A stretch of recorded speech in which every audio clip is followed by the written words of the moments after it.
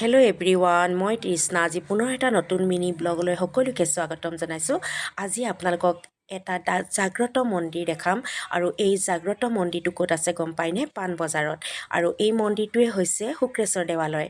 আৰু মই এইবাৰ প্ৰথম আহিছিলোঁ।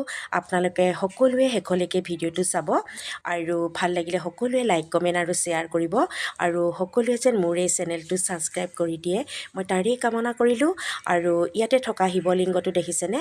ক্ৰমান্বয়ে বাঢ়ি গৈ থাকে আৰু এই মন্দিৰটো খুবেই প্ৰমাণিত আৰু জাগ্ৰত মন্দিৰ বুলি জনাজাত। তো আপোনালোকে আহিব আৰু দুপৰীয়া 12:30 পৰা 1:30 সময়খিনিত আহিব।